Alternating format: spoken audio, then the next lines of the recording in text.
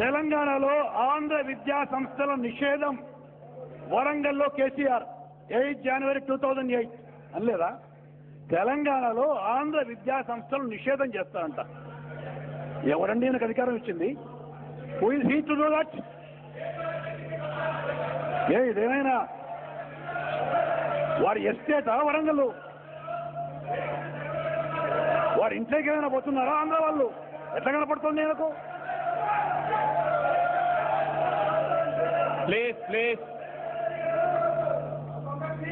ఈనాడు అదే రోజు అనుకుంటా, 8 జనవరి 2008 ఈనాడు తెలంగాణేతర విద్యా సంస్థలను నిషేధిస్తాం.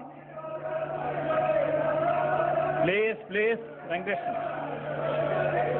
విద్యార్థులకు కేసీఆర్ పాఠాలు, విద్యార్థులను రెచ్చగొట్టడం, తెలంగాణేతర విద్యా సంస్థలను నిషేధిస్తాం. ఎవరండి నిషేధించడానికేనా? Who is he? ఆయన పర్మిషన్ తీసుకొని రావాలన్నా ఆంధ్ర ప్రాంతానికి సంబంధించిన విద్యా సంస్థలు ఇక్కడికి?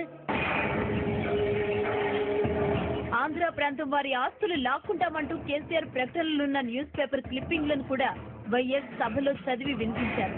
ఇక తెలంగాణ కాంగ్రెస్ ఎమ్మెల్యేలు, ఎంపీలపై టీఆర్ఎస్ నేతలు చేసిన కామెంట్లను ఖండించారు.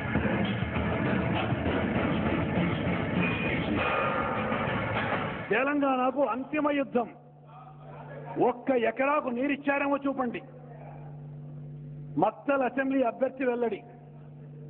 తెలంగాణ కాంగ్రెస్ ఎమ్మెల్యేలు, ఎంపీలు చవటలు, దద్దమ్మలు.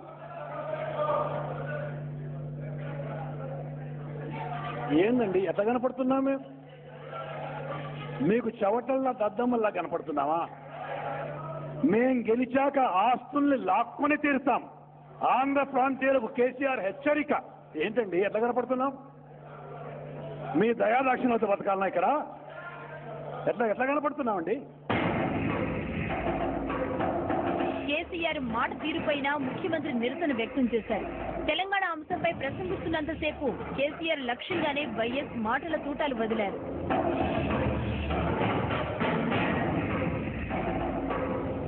ఎవని తెలుగు తల్లి? ఎక్కడి తెలుగు తల్లి? ఎవని తెలుగు తల్లి? ఎక్కడి తెలుగు తల్లి? మీ ఇష్టం వచ్చినట్టు మాట్లాడచ్చు సార్ మీరు. అయ్యకు అమ్మకు పుడితే రాజీనామా చేయండి, రాయలసీమ నేతలకు కేసీఆర్ సవాల్. ఏందండి ఇది మర్యాదస్తులు మాట్లాడే మాటలు అయ్యి? ఇక చంద్రబాబుపై పాజిటివ్ గా మొదలుపెట్టిన వైఎస్ ఆయనకి కొత్త బాధ్యతలు అప్పచెప్పారు.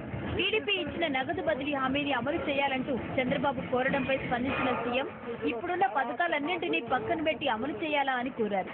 ఎలా అమలు చేయొచ్చో చూపిస్తే తమ వైఫల్యాన్ని ఒప్పుకుని అమలు చేస్తామని వ్యంగ్యాస్త్రాలు సంధించారు. అవన్నీ తీసేసి పెడతారా, లేకపోతే అవన్నీ కంటిన్యూ చేసేది పెడతారా? అవన్నీ కంటిన్యూ చేసి ఇది పెట్టేటట్టుంటే ఎట్లా చేయగలుగుతారో దయచేసి చెప్పండి చంద్రబాబు నాయుడు. మీ యొక్క విఘ్నతకు, మీ యొక్క తెలివితేటలకు నిజంగా నేను అభినందిస్తా.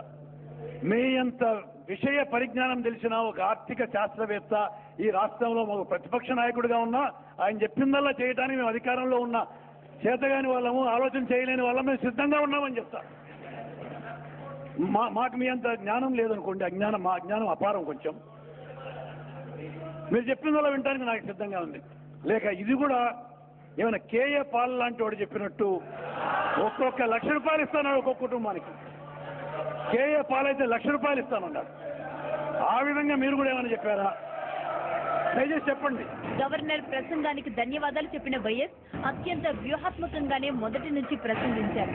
తన వాదనను సమర్థించుకుంటూనే టీఆర్ఎస్, టీడీపీలను దెప్పి పొడిచారు. రెండోసారి గెలిచామన్న ధీమా, ప్రతిపక్షాలు ఐక్యంగా లేవన్న నమ్మకం వైఎస్ బలాన్ని మరింత పెంచాయి. కేసీఆర్ ను టార్గెట్ చేసుకున్నట్లు కనిపిస్తున్న అంతర్గతంగా వైఎస్ లక్ష్యం మాత్రం తెలంగాణ వాదాన్ని అంతం చేయడంగానే కనిపిస్తోంది.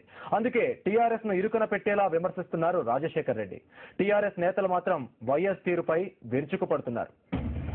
మీకు చవటల్లా దద్దమ్మల్లా కనపడుతున్నావా? People of Telangana are with us, not with you. 50 సీట్లు పోటీ చేసి ఎన్నికల్లో గెలిచింది మీరు. అలా ఎక్కడ పెట్టుకోవాలని అర్థమవుతుందా? చూపడాల్సిన అవసరం ఉంది రాజేంద్ర. బాగలేదు. మీరందరూ కలగలిసి చతుష్టయమైన ఏం చేసుకోగలరు? మమ్మల్ని తెలంగాణేతర విద్యా సంస్థలను నిషేధిస్తాం. ఫ్లోర్ ఇష్టం వచ్చినట్టు మాట్లాడతారు. తప్పు బాబు.